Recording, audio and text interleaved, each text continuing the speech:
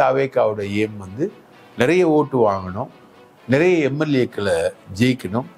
நிறைய எம்எல்ஏக்கள் ஜெயிக்கிறது மூலமா திமுக அதிமுகவுக்கு ஒரு அழுத்தம் கொடுக்கணும். OPS has no option. அவர் வந்து ஒரு தனி கட்சி மாதிரி ஒன்று ஃப்ளோட் பண்ணாலும் அவர் வந்து போய் விஜயோட சேர்றதுக்கான வாய்ப்பை தவிர அவருக்கு வேற வாய்ப்பு கிடையாது. அன்புமணி ராமதாஸ் தகராறு முடிய போகுது, ஒரு கிளைமேக்ஸ்க்கு வந்துகிட்டு இருக்காது. ஸோ அன்புமணி வந்து ஆட்சியில் பங்கு கேட்கிறார் அப்படின்ற ஒரு ஸ்ட்ரோக் வரும்போது அவங்க விஜயோட வருவதற்கான வாய்ப்பு இருக்குது. அதிமுக திமுக அல்லாத ஓட்டுகள்னு ஒரு ஓட்டு தமிழ்நாட்டில் இருக்கு, எப்பவுமே இருக்கு. அது வந்து நீங்க பார்த்தீங்கன்னா 15%. அந்த 15% ஓட்டில் ஒரு மேஜர் ஷேரை வந்து விஜய் எடுக்கிறார். இப்போ அந்த சீமான் ஓட்டுகள் எல்லாமே மைக்ரேட் ஆகி இங்க வந்துடும். பாஜகவுடன் கூட்டணி இல்லை அப்படின்ற ஒரு அறிவிப்பு, அதிமுகவுடன் கூட்டணி இல்லை அப்படின்ற மாதிரி ஒரு கேட்டகாரிகளாக வரலனாலும் அந்த மாதிரி ஒரு சிக்னல்ஸ் எல்லாம் வந்துகிட்டு இருக்குது எல்லாமே. வணக்கம், இது அரண்சை, நான் ஹசீஃப். இன்று நம்மோடு மூத்த பத்திரிகையாளர் தாமோதரன் பிரகாஷ் இணைந்திருக்கின்றார். அவரை வரவேற்போம். வணக்கம். வணக்கம் மூத்த பத்திரிகையாளர் தோழர் ஹசீஃப் அவர்களே, வணக்கம். ஆகஸ்ட் 25ஆம் தேதி தாவேகாவினுடைய 2வது மாநில மாநாடு அப்படின்னு அந்த கட்சி அறிவித்திருக்கிறது. மதுரையில நடக்க இருக்கிறது. அது நடக்கக்கூடிய நாள் முக்கியத்துவம் பெறுது. எந்த வகையிலனா விஜயகாந்த் அவர்களினுடைய பிறந்த தினத்தன்று அது நடைபெற இருப்பதாக இன்னைக்கு அறியப்படுகிறது. அப்படியாக அவங்க அறிவிக்காட்டினாலும் அந்த நாள் விஜயகாந்த் அவர்களுடைய பிறந்த நாள். தாவேகாவினுடைய ஸ்ட்ராட்டஜி என்னன்னு நினைக்கிறீங்க? இந்த மாநாட்டின் மூலமாக அவர்கள் அந்த கட்சியை இன்னொரு கட்டத்திற்கு கொண்டு செல்வதற்கு என்ன செய்ய இருக்காங்கன்னு நீங்க நினைக்கிறீங்க? விக்கிரவாண்டிக்கு அப்புறம் அவங்க மாநாடு நடத்துகிறாங்க. ஆகஸ்ட் 25 தேதி தான் வந்து சொன்னாங்க. ஒன்று விஜயகாந்த் பிறந்த நாள் அன்றைக்கி நடத்துகிறாரு, அதுவும் ஞாயிற்றுக்கிழமை நடத்தல, திங்கக்கிழமை மாநாடு நடத்துகிறாரு. போன விக்கிரவாண்டிலையும் அப்படி தான் ஞாயிற்றுக்கிழமை நடத்தலை. அவர் விடுமுறை இல்லாத ஒரு நாளில் தான் அவர் விக்கிரவாண்டிலையும் நடத்தினார். இப்போவும் அப்படி தான் நடத்துகிறாரு. ஆகஸ்ட் 25க்கு இன்னொரு முக்கியத்துவம் என்னன்னா, ஒரு 25 வருஷத்துக்கு முன்னாடி விஜய்க்கு கல்யாணம் ஆனது ஆகஸ்ட் 25. அந்த முக்கியத்துவமும் குடும்ப ரீதியான முக்கியத்துவம். இன்னொன்று மங்கள நாள் அப்படின்ற மாதிரி ஒரு அக்கௌண்ட்டில் வரும். ஏன்னா மங்கள நாளில் தானே விஜய் கல்யாணம் பண்ணியிருப்பார். அதே மங்கள நாளில் மாநாடு நடத்துகிறாரு. இது வந்து it's a show of strength. இப்போது ஆர்ப்பாட்டம் வந்து நடத்தினார், விஜய் வந்து கலந்துக்கிட்டார். ஒரு 2 நிமிஷம் 48 செகண்ட் தான் பேசினார் அந்த ஆர்ப்பாட்டத்தில். 2.25 நிமிஷம் பேசின ஆர்ப்பாட்டத்தில் மற்றவங்களாம் பேசினாங்க. ஆனால் யாரும் ஒன்றும் சொல்லலை. சாரி வேண்டாம் நீதி வேண்டும்னு கேட்டு விஜய் வந்து எல்லாருக்கும் சாரி கேளுங்கன்ற மாதிரி சாரியே கேட்க சொன்னார். ஸோ சாரி சொல்லணுமா வேணாமா? சாரி இதில் இப்போ வந்து ஒரு குழப்பத்தை உருவாக்கிட்டு போனார். அது மாதிரி கொள்கை இல்லாத ஒரு டீம்.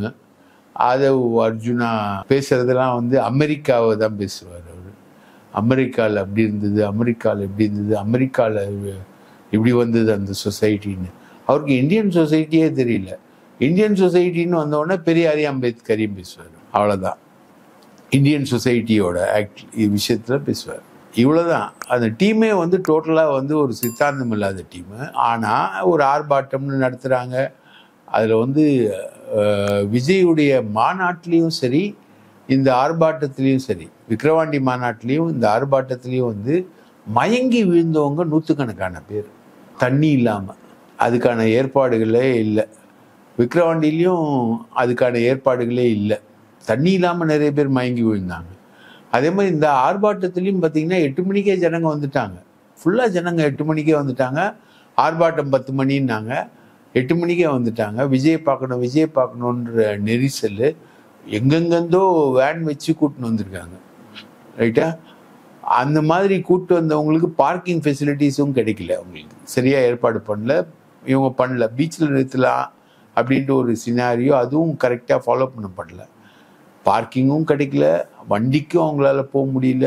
கொளுத்துற வெயில். இப்போ சென்னையில் வந்து ஈவினிங்கில் மழை பெய்யுது, காலையில் வந்து மிக கொடூரமான வெயில் அடிக்குது. ஒரு வித்தியாசமான ஒரு காலநிலை வருது. அதுல வந்து தண்ணிக்காக மயங்கி விழுந்த பெண்கள் வந்து ஏராளம். அதுக்கான விஷயம் எதுவும் இல்லை. இப்போ விக்கிரவாண்டி மாநாட்டிலேயாவது முதலுதவி டீம் இருந்தது, இங்க அது கூட கிடையாது. மயங்கி கிட்டத்தட்ட சாவர கண்டிஷன் தான். அஃப்கோர்ஸ் போலீஸு தீயணைப்பு மற்ற இடங்கள்லாம் இருந்ததுனால அவங்க ஏதோ சமாளிச்சாங்க, இல்லை அவங்களுக்குள்ள சமாளிச்சுக்கிட்டாங்க. விஜய்ன்றது ஒரு பெரிய எழுச்சியோட ஒரு வடிவமாக மக்கள் பார்க்குறாங்க. அவர் ஒரு நட்சத்திர அந்தஸ்து பெற்ற ஒரு ஆளாக இருக்கிறதுனால விஜயை நேரில் பார்க்கணுன்றதுக்காக மக்கள் வந்து முண்டி அடிக்கிறாங்க, பயங்கரமாக முண்டி அடிக்கிறாங்க. மற்றபடி அந்த கொள்கை ரீதியாக ஈர்க்கப்பட்டு இவர்தான் மாற்றம் அப்படின்ற அடிப்படையில் அவங்க வரலன்றீங்களா? அப்படி இல்லை, விஜய்க்கு ஒரு பெரிய அட்ராக்ஷன் இருக்குது. ஆனால் அது அவரோட கேப்டிவ் பாயிண்ட்ஸ் என்னன்னு பார்த்தீங்கன்னா இவர் தான், ஜான் ஆரோக்கியம் தான். மாற்றம், முன்னேற்றம், அன்புமணி அவர் தான். அவர் ஏற்கனவே மாயாவதிக்கு பண்ணார் ஃபெயிலியரு, சித்தராமையாவுக்கு பண்ணார் ஃபெயிலியரு, நிறைய பேருக்கு பண்ணார். அவர் வந்து டோட்டலாக பண்ணார். கமலுக்கும் அவர் தான் பண்ணார். கமல் எவ்வளோ பெரிய சக்ஸஸ்ன்னு உங்களுக்கு தெரியும். பெரிய இயக்கம் வந்து கடைசியில் பெரிய நதி வந்து ஒரு ராஜ்யசபா சீட்டோட போயிடுச்சு. ஒரு ராஜ்யசபா ஏரியில போய் கலக்கும். சில நதிகள் அப்படிதான் பெரிய நதியா இருக்கும், கடல்ல கலக்காது. கடைசி எண்டிங் வந்து ஒரு ஏரியில இருக்கும். அது அந்த மாதிரி கமலோட எண்டிங் வந்து ராஜ்யசபா சீட்ல பண்ணாரு. ஸோ இப்போ இவர் வந்து ஜான் ஆரோக்கியம் வந்து ஒரு பெரிய ஸ்ட்ராட்டஜிஸ்டா பண்ணிட்டு இருக்காரு. அவர் தான் ஸ்ட்ராட்டஜிஸ்ட். விஜய் என்ற நதியை கொண்டு போய் எங்க கலக்க வைக்க போறாரு, எங்க கலக்க வைக்க போறாருன்னு தெரியல. அவர் வந்து அன்புமணி, இப்போ ஓபிஎஸ், நீங்கள் சொன்ன மாதிரி ஓபிஎஸ், அன்புமணி, அதுக்கப்புறம் நாம் தமிழர், இதெல்லாமே வந்து அவருக்கு பெரிய ஹோல்டு இருக்கு. அந்த இதோட சேர்ந்து கலந்து கொண்டு போறாரா அப்படின்றது தெரியல. நீங்க சொல்றது இவங்களெல்லாம் கூட்டணியில எய்ம் பண்ணியிருக்காங்க. தாவேகா வந்து இவங்களெல்லாம் கூட்டணியில சேர்க்கணுன்றது அவங்களுடைய விருப்பமா இருக்கு. ஜான் ஆரோக்கியத்தோட விருப்பம் வந்து நாம் தமிழரை சேர்க்கணும். ஏன்னா அரண்சை நண்பர்களுக்கு வணக்கம். அரண்சை ஊடகம் சுயேட்சையாக இயங்குவதற்காகவே உருவாக்கப்பட்டது. நாம் செய்கிற வேலை உண்மையிலேயே மக்களுக்காக செய்கிறோம் என்பதை நீங்கள் நம்பினால், வாய்ப்பு இருந்தால் இந்த ரேசர் பே கியூஆர் கோடுக்குள்ளே நீங்கள் வந்து அதை ஸ்கேன் பண்ணி எங்களுக்கு உங்களால் இயன்றதை விருப்பம் இருந்தால் ஆதரவு தெரிவிக்கலாம். பெரியாரை பற்றி மோசமாக சீமான் பேசும்போது விஜய் வந்து எதிர்ப்பு தெரிவிக்கவே இல்லை, இன்னைக்கு வரைக்கும் தெரிவிக்கல.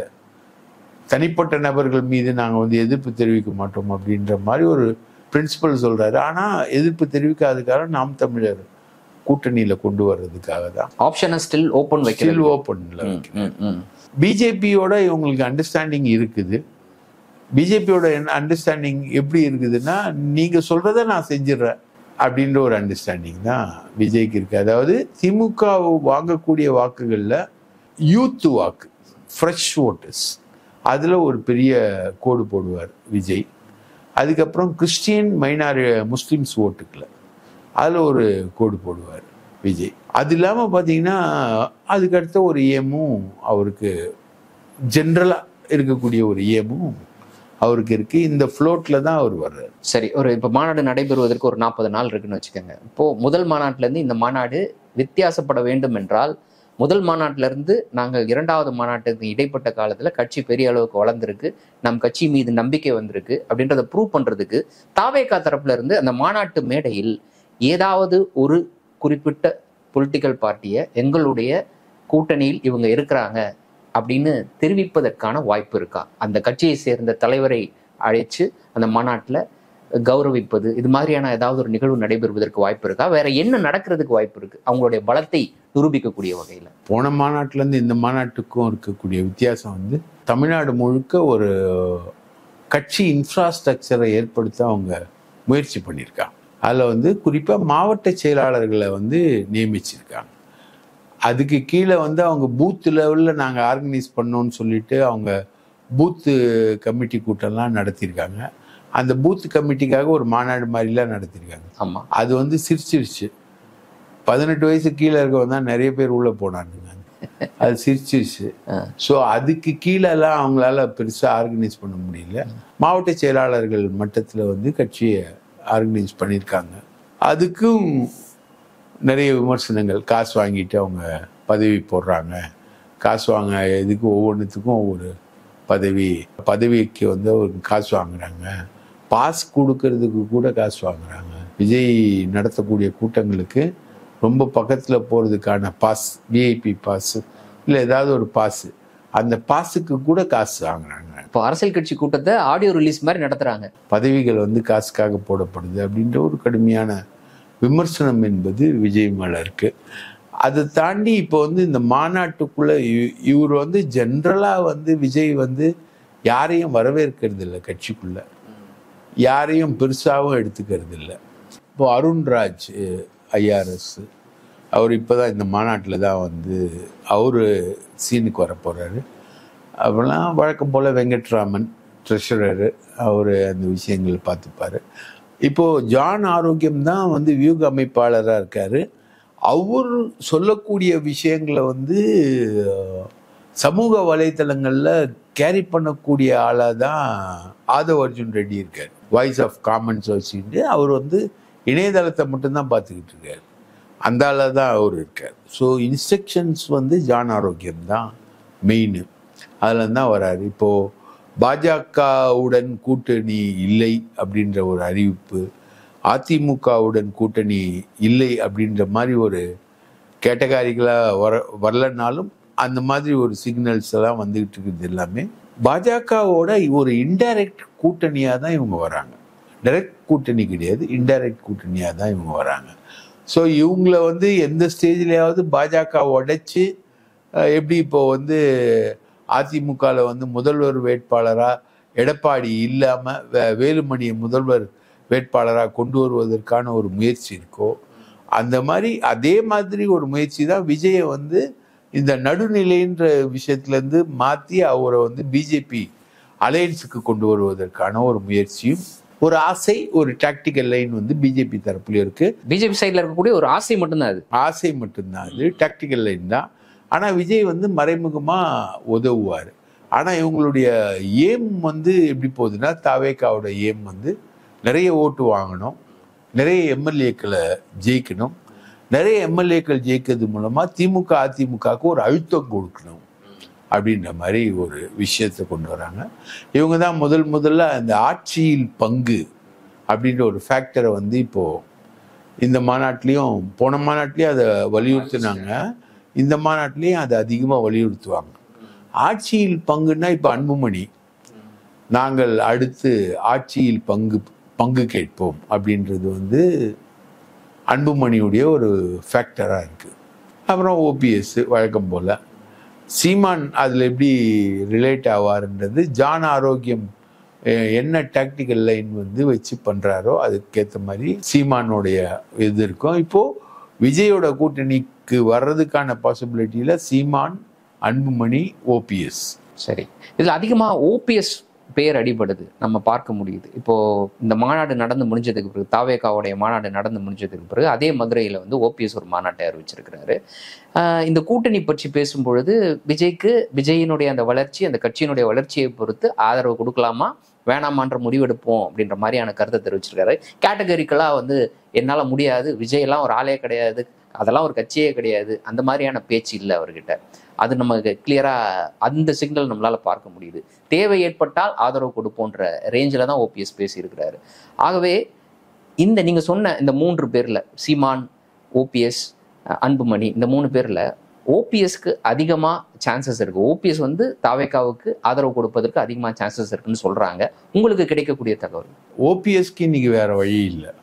எடப்பாடியுடைய சுற்றுப்பயணம் வந்து ஒரு நிறைய க்ரௌட் புல்லிங்காக இருக்குது. நிறைய க்ரௌடு வந்து அதில் அட்ராக்ட் ஆகக்கூடிய ஒரு சூழல் என்பதற்கு அது மற்ற அரசியல் ஏமை வந்து பூர்த்தி பண்ணுதோ இல்லையோ, அதிமுகவில் வந்து யாரும் போட்டி கிடையாது, நான் தான் அப்படின்றத வந்து இப்போ பாஜக வந்து ஏம் பண்ணுது இல்லையா, இவருக்கு பதிலாக வேலுமணியை கொண்டு வந்துடலாம் அப்படின்னு ஒரு பாஜகவுடைய திட்டம் இருக்கு இல்லையா, அந்த திட்டத்தை முறியடிக்கக்கூடிய வகையில் எடப்பாடியுடைய மூமெண்ட்ஸ் வந்து அந்த அளவுக்கு இருக்குது. அது ஒரு சைடில் இருக்குதுன்னு வச்சுக்கோங்களேன். ஓபிஎஸ்க்கு வேறு வழி இல்லை. அப்போது ஏதாவது ஒரு விதத்தில் ஒன்று எடப்பாடி கிட்ட போய் தஞ்சம் அடையணும். எடப்பாடி வந்து ஃபஸ்ட்டு பிஜேபி அலையன்ஸ் வந்த உடனே அவர் அமித்ஷாவை சந்திச்சுட்டு சென்னைக்கு வந்த உடனே சொன்ன முதல் ஸ்டேட்மெண்ட்டு, நான் ஓபிஎஸை சேர்த்துக்க மாட்டேன் அப்படின்றது தான் அவர் வந்து கேட்டகாரிக்கலாக சொன்னது. அவர் ஏற்கனவே அனுபவிச்சிட்டாரு. ஒரு கத்தியில், ஒரு உரையில் 2 வாள்கள் இருந்தால் என்ன நடக்கும்ன்றது வந்து அவர் அனுபவிச்சார். So OPS has no option. அவர் வந்து ஒரு தனி கட்சி மாதிரி ஒன்று ஃப்ளோட் பண்ணாலும் அவர் வந்து போய் விஜயோட சேர்றதுக்கான வாய்ப்பை தவிர அவருக்கு வேற வாய்ப்பு கிடையாது.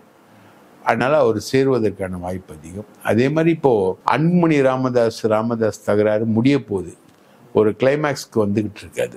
அன்புமணி வந்து ராமதாஸும் அன்புமணியும் சண்டையை முடிச்சுக்கிட்டாங்கன்னா அன்புமணி கோரிக்கைக்கு ஏற்ற மாதிரி ராமதாஸ் வந்து போலீஸ்ல கொடுத்த புகாரை வாபஸ் வாங்கிடுவார். ராமதாஸ் வந்து போலீஸ்ல வந்து அந்த ஒட்டு கேட்பு கருவி சம்பந்தமா புகார் கொடுத்ததே அன்புமணியை வழிக்கு கொண்டு வருவதற்காக தான். ஸோ அது வந்து இப்போ வந்து ஒரு காம்ப்ரமைஸை நோக்கி போயிட்டு இருக்குன்னு நமக்கு கிடைக்கிற சோர்சஸ் சொல்றாங்க. ஸோ அவங்க வந்து பிஜேபிக்குள்ள போக விரும்பல ராமதாஸ். ஸோ அன்புமணி வந்து ஆட்சியில பங்கு கேட்கிறார் அப்படின்ற ஒரு ஸ்ட்ரோக் வரும்போது அவங்க விஜயோட வருவதற்கான வாய்ப்பு இருக்குது. 2 பேரும் இணைந்தே அந்த முடிவு எடுப்பாங்கன்றீங்களா? 2 பேரும் இணைந்தே அந்த முடிவு எடுப்பதற்கான வாய்ப்புகள் இருக்கு. அதை பிஜேபி எப்படி அலோவ் பண்ணும், அன்புமணிக்கு என்ன செக் வைக்கும் அப்படின்றது வந்து தெரியும். இதுதான் அடுத்த கட்ட அரசியல். அன்புமணி நீயும் அப்படமானும் ஒன்னாயிட்டீங்கன்னா கூட எங்களை விட்டு நீங்க ஒன்னாயிடுவீங்களா அப்படின்ற மாதிரி பிஜேபி கேட்பதற்கான வாய்ப்பு இருக்கு. அப்படி ஒரு விஷயம் வருதுன்னா வந்து அது வந்து அதிமுகவுடைய பாஜகவுடைய கூட்டணி முகத்திலிருந்து அதிமுக பாஜக கூட்டணியிலிருந்து ஒன்று வந்து விலகிறதா தான் வரும். இன்னைக்கு வரைக்கும் எடப்பாடி வந்து அன்புமணி ராமதாஸ் சண்டையில ஒண்ணுமே பேசல, ரைட்டுங்களா? அப்கோர்ஸ் திமுகவும் ஒன்றும் பேசல. சண்டையை பற்றி பேசாட்டினாலும் கூட எடப்பாடி பழனிசாமி தேசிய ஜனநாயக கூட்டணி அப்படின்னு வரும்பொழுது பாமகவினுடைய இடத்தை பற்றி பேசியிருக்கிறாரு, ஒரு சிக்னல் கொடுத்துருக்கிறாரு. தேசிய ஜனநாயக கூட்டணியில பாமக வரும்ன்ற மாதிரி ஒரு சிக்னலை கொடுத்துருக்கிறாரு. ஸோ அதுக்கு இப்ப அன்புமணியுடைய பேச்சை வச்சுதான் நான் சொல்றேன், நாங்கள் வந்து கூட்டணியில் பங்கு கேட்போம். ஆமா, அதுக்கு பிறகு அன்புமணி சொன்ன கருத்து. அதுக்கப்புறம் கூட்டணியில் பங்கு கேட்போம் போது எடப்பாடி கேட்டகாரிகளா ரிஜெக்ட் பண்றாருல. தனித்து ஆட்சி, அதிமுக தனித்து போட்டி, தனித்து ஆட்சி, நாங்க கூட்டணி ஆட்சியை வந்து சம்மதிக்க மாட்டோம். அமித்ஷா சொல்றதுக்கே அவர் பதில் சொல்றது வந்து நாங்க கூட்டணி ஆட்சிக்கு சம்மதிக்க மாட்டோம்ன்றது தான் எடப்பாடியுடைய பதிலா இருக்கு. ஸோ கூட்டணி ஆட்சிக்கு சம்மதிக்க மாட்டோன்றவர்கிட்ட கூட்டணி ஆட்சியில் பங்கு கேட்போம் அப்படின்றவர் எப்படி போக முடியும், ரைட்டுங்களா? இப்போ அமித்ஷா கூட 2-3 நாளா சைலண்டா இருக்காருல்ல. அவர் ஒரு பத்திரிகையில சொன்னாரு, கூட்டணி ஆட்சி அமையும், நாங்க கூட்டணியில வந்து நாங்க இடம் பெறுவோம் அப்படின்னு சொன்னாரு. ஆனா அதுக்கப்புறம் இப்போ சைலண்டா இருக்காரு. ஸோ எடப்பாடியுடைய அந்த ஏர்ஜ் வந்து அந்த டிராவல் வந்து சைலண்ட் ஆக்கியிருக்கு அமித்ஷாவை. ஸோ இந்த வாய்ப்பை பாமகவுக்கு தேசிய ஜனநாயக கூட்டணிக்குள்ள இருக்கக்கூடிய அந்த வாய்ப்பை வந்து எடப்பாடியினுடைய இந்த கருத்து தடுத்து நிறுத்தி இருக்கு, கூட்டணியில பங்கு கிடையாதுன்னு. அப்ப கூட்டணி அப்படின்றதுல ஸ்ட்ராங்கா வந்து கூட்டணி ஆட்சியில் பங்கு அப்படின்றதுல இன்னைக்கு அன்புமணி உறுதியாக இருக்கிறாரு. அன்புமணிக்கும் ராமதாஸ் அவர்களுக்கும் இடையில அந்த மோதல் வந்து முடிவுக்கு வரும்ன்றது உங்களுடைய கணிப்பா இருக்கு. முடிவுக்கு வரும் பட்சத்துல அவங்க விஜயோடு போவதற்கு தான் வாய்ப்பு அதிகம்னு நீங்க சொல்றீங்க. விஜயோட போறதுக்கான வாய்ப்பு இருக்கிறதுன்னு சொல்றேன். அதிகம்லாம் நான் வெயிட்டேஜ் கொடுக்கல, இருக்கிறது. ஆனா பிஜேபி விடாது, பிடிச்சி இழுத்துடும். ஏன்னா கேஸ் இருக்குல்ல, இந்தூர் மெடிக்கல் காலேஜ் கேஸ், அது டே டு டே ட்ரையல் போட்டார்னா ஓடி வந்துடுவார் Anbumani. Day to day trial போட்டார்னா அவர் கன்விக்ட் ஆயிடுவார், ஜெயிலுக்கு போவார், திகார் ஜெயிலுக்கு. அதை வந்து அன்புமணி விரும்ப மாட்டாரு. ஸோ அந்த ட்விஸ்ட் பேலன்ஸ் வந்து எப்படி போகுது, இவங்க என்ன நெகோசியேட் பண்றாங்க அப்படின்றது தான். அன்புமணி சொல்ற மாதிரி இது வந்து திமுக தான் காரணம் இந்த பிரச்சனைக்கு அப்படின்றது இல்லைன்றது இப்போ ப்ரூவ் ஆகுது, ரைட்டுங்களா? இது வேற பிரச்சனை, இது வேற காரணங்கள், வேற விஷயங்கள் அப்படின்றது தான் இப்போ வரக்கூடிய அவங்களுக்குள்ள இருக்கக்கூடிய பர்சனல் கிளாஷு, ஈகோ கிளாஷு. அது இப்போ சரஸ்வதி அம்மா போய் உட்காந்து காம்ப்ரமைஸ் பண்ணியிருக்காங்க. அதனால இப்போ அன்புமணியும் ராமதாஸும் சேரும் போது அன்புமணி வந்து கூட்டணியில் நாங்கள் நிச்சயம் அடுத்த ஆட்சியில் நாங்கள் கூட்டணியில் இடம்பெறுவோம்னு சொன்னது வந்து விஜய் சைடுக்கான ஒரு ரியாக்ஷன். மொத்தத்தில் பார்த்தீங்கன்னா தம்பி என்னன்னா, விஜய் வந்து இந்த அதிமுக திமுக அல்லாத ஓட்டுகள்னு ஒரு ஓட்டு தமிழ்நாட்டில் இருக்கு, எப்பவுமே இருக்கு. அது வந்து நீங்க பார்த்தீங்கன்னா 15%. அந்த 15% ஓட்டில் ஒரு மேஜர் ஷேரை வந்து விஜய் எடுக்கிறார். அதிமுக திமுக அல்லாத ஒரு மாற்று அப்படின்ற ஒரு ஷேரை வந்து விஜய் எடுக்கிறார். அப்படி பார்த்தீங்கன்னா முன்னாடி 6%ன்னு அவரை மெஷர் பண்ணிக்கிட்டு இருந்தோம். அந்த ஷேரில் வந்து பார்த்தீங்கன்னா ஒரு 8%, 8.3% வந்து சீமான் எடுத்துக்கிட்டு இருக்காரு. அந்த ஓட்டு தான் அது, ரைட்டா? இப்போ அந்த சீமான் ஓட்டுகள் எல்லாமே மைக்ரேட் ஆகி இங்கே வந்துடும். ஸோ விஜய் வாங்கக்கூடிய வாக்குகள் என்பது ஒரு அந்த 15%க்குள்ளே வந்துடும். அந்த 15%க்குள்ளே தான் வந்து விஜயால் ஸ்கோர் பண்ண முடியும். கூடவே இந்த யூத் ஓட்டு ப்ளஸ் மைனாரிட்டி ஓட்டு, இதெல்லாம் திமுகவுக்கு போக வேண்டிய ஓட்டுகள், இதெல்லாத்தையும் வந்து விஜய் டார்கெட் பண்ணுவாங்க அப்படின்றது தான் இருக்குது. அப்போது அந்த ட்ராவல், அந்த ஸ்ட்ராட்டஜிக்குள்ளே போவாரா, இல்லை ஜான் ஆரோக்கியம் சொல்கிற மாதிரி சீமானு, அன்புமணி, ஓபிஎஸ் இந்த மாதிரி ஆட்களை சேர்த்து ஒரு கூட்டணி அமைச்சுக்கிட்டு அவர் போவாரா அப்படின்றது தான் இதில் இருக்கக்கூடிய வித்தியாசம். இப்போ நீங்கள் சீமான்ற இன்னொரு ஆப்ஷனை சொல்கிறீங்க. பட் விஜய் அறிவித்திருக்கக்கூடிய அவருடைய கட்சியினுடைய கொள்கை தலைவர்களில் முக்கியமானவர் பெரியார். சீமான் வந்து எடுத்தெடுப்பில் அவர் எதை தொட்டாலும் பெரியாரை விமர்சிக்காமல் இன்னைக்கு பேசுறதே கிடையாது. சமீப காலங்களில் ரொம்ப அதிகமாக இருக்கிறத நம்மளால பார்க்க முடியுது. அதையும் கூட ஒரு அசைன்மெண்ட் அப்படின்ற ஒரு குற்றச்சாட்டு அவர் மேலே வைக்கப்படுது. பாஜக கொடுத்த அசைன்மெண்ட் தான் அப்படின்ட்டு. வேற யார் அசைன்மெண்ட்? அப்படியாக ஒரு குற்றச்சாட்டு வைக்கப்படுது. உங்களுடைய கருத்து மது? பாஜக தான் அசைன்மெண்ட், வேற யாரு? சரி, பெரியாரை எதிர்க்கிறவன் வந்து பிராமணர்களை ஆதரிக்கிறவன். பெரியாரை எதிர்க்கிறன்னா என்ன அர்த்தம்? பிராமணர்கள் நீ ஒன்று பிளாக்காரு இல்லை ஒயிட்டாரு, ரைட்டா? நடுவில் நிற்கிறேன்னா அந்த மாதிரிலாம் வாய்ப்பே கிடையாது. அப்படி இருக்கும் பொழுது தன்னுடைய கொள்கை தலைவரை இப்படியாக பொதுவெளியில் விமர்சிக்கக்கூடிய ஒரு கட்சியை, ஒரு நபரை தன்னுடைய கூட்டணிக்குள்ள விஜய் சேர்த்துப்பாரா? இல்லை சீமான் வந்து பெரியாரை கொள்கை தலைவராக வைத்திருக்கக்கூடிய கட்சியோடு அவர் இணைவாரா? இந்த மாதிரியான கேள்வியெல்லாம் இருக்குல்ல? இருக்கு. இந்த கேள்விகள் எல்லாமே இருக்கு. இந்த கேள்விகள் எல்லாமே வந்து ஏன் சீமானை வந்து விஜய் இன்னைக்கு வரைக்கும் விமர்சனம் பண்ணலன்ற கேள்வியும் இருக்குல்ல. அதுக்குதான் இதுல பதில். அதுக்கான பதில் தான் இது. ஸோ ஜான் ஆரோக்கியத்தோட முயற்சி அது கொண்டு வரணும் அப்படின்னு, அது நடக்காம கூட போகலாம். அதுக்கான விஷயங்கள் இருக்கு. சீமான் நான் உயின்னு அப்புறம் 2 பேர் சேர்ந்து வரும்போது, இப்போ மக்கள் நல கூட்டணின்னு வரும்பொழுது யார் முதல்வர்னு கேண்டிடேட் வரும்போது விஜயகாந்த் தான் முதல்வர்னு எல்லாரும் ஒத்துக்கிட்டு போனாங்க. அந்த மாதிரி இப்போ விஜய் முதல்வர்னு சொல்லிட்டு அன்புமணியும் சீமானும் ஒத்துப்பாங்களா? ஒரு முக்கியமான கேள்வி அது. விஜய் தான் முதல்வர் அப்படின்னு அவங்க தெளிவா அறிவிச்சிட்டாங்க. இப்ப இவங்க கூட்டணிக்கு போனா விஜய் தான் முதல்வர்னு இவங்க 2 பேரும் ஒத்துப்பாங்களா? விஜய் முதலமைச்சர் வேட்பாளர்னு அறிவிச்சு இவங்க போய் களத்துக்கு போய் மக்களை சந்தித்து வாக்கு சேகரிப்பாரா? சீமான் வாக்கு சேகரிப்பாரா? அன்புமணி வாக்கு சேகரிப்பாரா? இதே ஜான் தானே மாற்றம் முன்னேற்றம் அன்புமணின்னு 234 தொகுதியிலையும் பாமக வந்து ராமதாஸை மீறி போட்டியிட வச்சு அது ஊத்திக்கிச்சு. அது ஸோ இதெல்லாம் ஒரு எக்ஸ்பெரிமெண்ட்ஸ் தான். இதெல்லாம் வரக்கூடிய பாசிபிலிட்டிஸ்க்கான காலங்கள், பிரச்சனைகள், இருக்கக்கூடிய நிலவரம். இவ்வளவுக்கு நடுவுல ஒரு விஷயம் ஓப்பனாவே இருக்குது. என்ன அப்படின்னா, அதிமுகவை தாவேகாவினர் பெரிய அளவுக்கு விமர்சிக்கிறதே கிடையாது. விஜய் அவர்களும் விமர்சிக்கிறது இல்லை, கீழ்மட்டத்தில் இருக்கக்கூடிய தொண்டர் வரைக்கும் அதிமுகவை விமர்சிக்கிறது இல்லை. அந்த ஆப்ஷன் ஓப்பன்ல வச்சுக்கிட்டே இருக்கிறாங்களா? கடைசி நேரத்துல, தேர்தலினுடைய இறுதி சமயத்துல அதிமுகவோட கூட்டணியும் போகலாம், அது ஓப்பன்ல வச்சுக்கலாம் அப்படின்றதுக்காக தான் இதை ஓப்பன்ல வச்சிருக்காங்களா? அதை எப்படி புரிஞ்சுக்கிறது? அது சாத்தியமா? முதல்ல தாவேகா வந்து அதிமுகவை விமர்சிக்கிறதே கிடையாது. அதிமுகவும் தாவேகாவை விமர்சிக்கிறது இல்லை. எடப்பாடி வந்து விஜயை விமர்சிக்கிறது இல்லை. அதே மாதிரி ஓபிஎஸும் வந்து விஜயை விமர்சிக்கிறது இல்லை. இவங்க வந்து நடிகர்கள் தலைமை தாங்கிய கட்சி. அவங்களுக்கு தெரியும் இந்த ஒரு நடிகனோட ரீச் வந்து எவ்வளோ ரீச் வரும், எவ்வளோ தொலைவுக்கு வந்து அவங்க வந்து புயலை கிளப்புவாங்க, புழுதி புயல் வந்து எவ்வளோ பெருசாக வரும் அப்படின்றது அவங்களுக்கு நல்லா தெரியும். அது எம்ஜிஆராக இருக்கட்டும், ஜெயலலிதாவாக இருக்கட்டும். எம்ஜிஆர்லாம் நடிகர்ன்றதை விட மிக கடினமான உழைப்பு போட்டவர். அவர் அதற்கு முன்னாடி ஒரு அரசியல்வாதி. இவர் மாதிரி கிடையாது, விஜய் இவர் மாதிரிலாம் கிடையாது. அந்த மாதிரி ஒரு உழைப்பை போட்டவர் எம்ஜிஆர். அந்த மாதிரி ஒரு, ஆனால் ஜெயலலிதா அந்த மாதிரி எந்த உழைப்பையும் போட்டது கிடையாது. எம்ஜிஆரோட நிழலில் எம்ஜிஆர் உருவாக்குன அந்த கோட்டையில் கிரீமை மட்டும் சாப்பிட்டு போனால்தான் ஜெயலலிதா.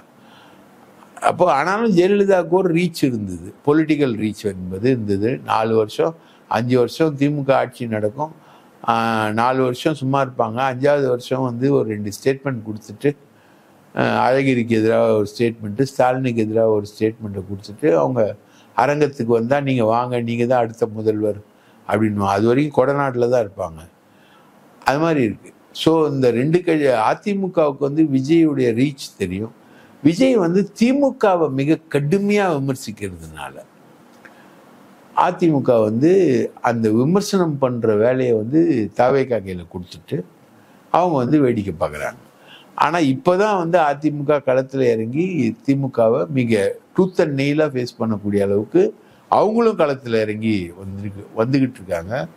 அந்த விஷயங்கள் இருக்குது. அதுக்கு போட்டியாக ஸ்டாலினும் ஒருங்கிணைவோம் அப்படின்னு சொல்லிட்டு அவரும் இறங்கி பண்ணிக்கிட்டு இருக்காரு. உதயநிதி, ஸ்டாலின் எல்லாரும் இறங்கி பண்ணிக்கிட்டு இருக்காங்க. ஸோ இது வந்து ஒரு ட்ரை கார்னர் கண்டெஸ்ட், ரொம்ப க்ளோஸ் கண்டெஸ்ட்டு.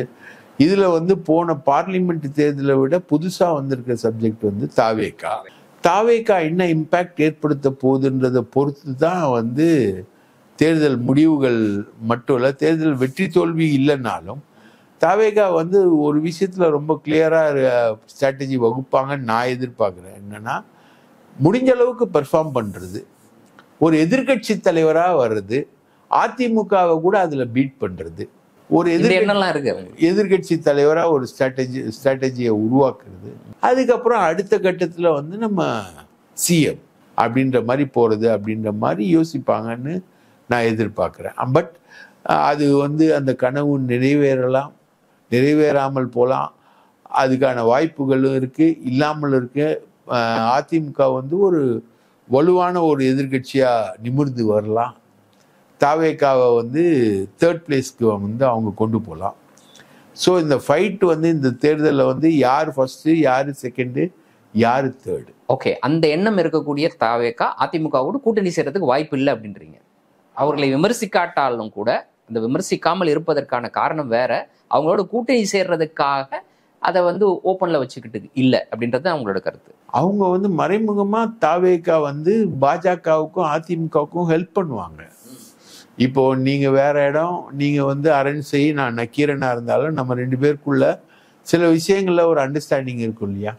உங்களுக்கு நான் உதவுவேன் இல்லையா, எனக்கு நீங்க உதவுவீங்களா? அந்த மாதிரி அவங்களுக்குள்ள இருக்கக்கூடிய ஒரு விஷயங்கள். இப்போ நாளைக்கு ஒரு வேலை அதிமுக வந்து ஒரு 5 எம்எல்ஏ ஷார்ட்டா இருக்கு அப்படின்னா தாவேகா உதவி ஆட்சி அமைக்கிறதுக்கு தாவேகா 5 எம்எல்ஏ இருக்கணும்ல. அதான் கேட்கறேன், நான் உங்ககிட்ட கேட்கறேன். அதுக்காக தான் அவங்க முயற்சி பண்றாங்க. அந்த முயற்சி இருக்குது. அந்த முயற்சி வந்து தாவேகாட்ட இருக்கு. அதுக்கான ஒரு பிளானிங்கு, அதுக்கான விஷயங்கள் இருக்கு. அதிமுகன்ற ஒரு பெரிய ஜாம்பவானை எதிர்த்து நிற்கணும், திமுகன்ற ஒரு மிகப்பெரிய ஜாம்பவானை எதிர்த்து நிற்கணும். ரெண்டு பேரையும் எதிர்த்து நிற்கணும். இவங்க கூட்டணி கட்சிகளை உருவாக்கணும். அந்த கூட்டணி கட்சிகள் வந்து நல்ல கூட்டணி கட்சிகளாக இருக்கணும் அப்படின்ற மாதிரி இருக்கு.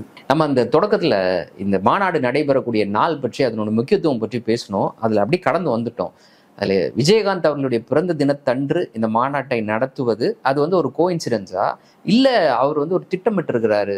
விஜயகாந்தினுடைய அந்த வாக்குகள் இருக்கு, விஜயகாந்த் ஆதரவு வாக்குகள் இருக்கு, அவரினுடைய வாரிசு நான் அப்படின்ற மாதிரி மறைமுகமாக இதெல்லாம் கொண்டு போய் மக்கள்கிட்ட சேர்க்கணும். அந்த நாளில் அது நடந்தால் ஆட்டோமேட்டிக்கா இது போய் சேர்க்கப்படுவதற்கான வாய்ப்பு இருக்கு.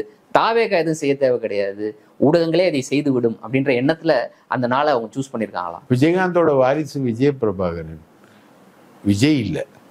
அதுல விஜயகாந்த்ன்றதுல எழுத்துல வந்து விஜய்ன்ற ஒரு பேர் இருக்கு. இவங்க ரெண்டு பேரும் ஒன்னா நடிச்சு எஸ்.ஏ. சந்திரசேகர் விஜயகாந்தோட சேர்ந்து ப்ரமோட் பண்ணி கொண்டு வந்தார் இவர். அதே மாதிரி ப்ரமோட் பண்ணுறதுக்காக மதுரை மண்ணில், விஜயகாந்த் பிறந்த நாளில் அவர் வந்து கொஞ்சம் தன்னை ஃப்ளோட் பண்ணி பார்க்குறாரு. தென் மாவட்டங்களில் வந்து ரீச் ஆகிறதுக்கு வந்து நிறைய ஜாதிய ஈக்குவேஷன்ஸ் இருக்கு. அதுலலாம் வந்து இன்னும் தாவேகா வரவே இல்லை. அதுக்குள்ளெல்லாம் இவங்க என்ன ஸ்ட்ராட்டஜி பண்ணுறாங்கன்னு தெரியல. நிறைய விஷயங்கள் இருக்குது. இப்போது பார்த்தீங்கன்னா பிஜேபி 18.1% எடுத்ததா சொல்லப்படுற விஷயங்கள்லேயும் வந்து எடப்பாடிக்கு எதிரான மற்றவங்களோட ஃபீலிங்ஸும் இருக்குது, மற்ற சாதிய அமைப்புகளுடைய ஃபீலிங்ஸும் இருக்குது. அங்கே வந்து மைக்ராஸ்கோப்பிக்காக டிவைட் ஆகும் சாதி. ஒருத்தர் வந்து ஓபிஎஸ் வந்து ஒரு சாதி, அவரையே நம்ம ஆதரிக்கணும்னா அவர் இருக்கக்கூடிய முக்குளத்தோர் பிரிவுலேயே ஒரு பிரிவு யோசிக்கும். அந்த மாதிரி மைக்ரோஸ்கோபிக் டிவைடெல்லாம் இருக்குது அந்த தென் மாவட்டங்களில். ஸோ இது எல்லாத்தையுமே சேலஞ்ச் பண்ணி இந்த மாநாட்டை வச்சு விஜயகாந்தை வச்சு கொண்டு போகணும். விஜயகாந்த் வந்து இது எல்லாத்தையுமே முறியடிச்சவர். அவர் வந்து லிங்குவிஸ்டிக் மைனாரிட்டி, அது எல்லாத்தையுமே முறியடிச்சுட்டு வந்தார் விஜயகாந்த். அந்த மாதிரி இவர் முறியடிப்பாரா அப்படின்றது தான் இப்போ இருக்கக்கூடிய மிகப்பெரிய கேள்வி. நீ என்னதான் விஜயகாந்த் நினைவு நாளில் பிறந்த நாளில் மாநாடு நடத்தினாலும் நீ விஜயகாந்த் ஆவியான்றது ஒரு கேள்வி தானே. இன்றைய தினம் எங்களோடு இணைந்து பல்வேறு தகவல்களையும் கருத்துக்களையும் பகிர்ந்து கொண்டமைக்கு நன்றி. வாய்ப்பளித்ததற்கு மிக்க நன்றி. ஜார்ஜ் தாமஸ் ராணுவ நினைவுகள் மற்றும் போர்க்கலை 2 நூல்கள் வெளியீட்டு விழா. இடம் அன்பகம். நேரம் காலை 10 மணி. ஜூலை 20ஆம் தேதி. மதிய உணவு உண்டு. நுழைவு கட்டணம் ரூபாய் 100. இன்றே முன்பதிவு செய்யுங்கள்.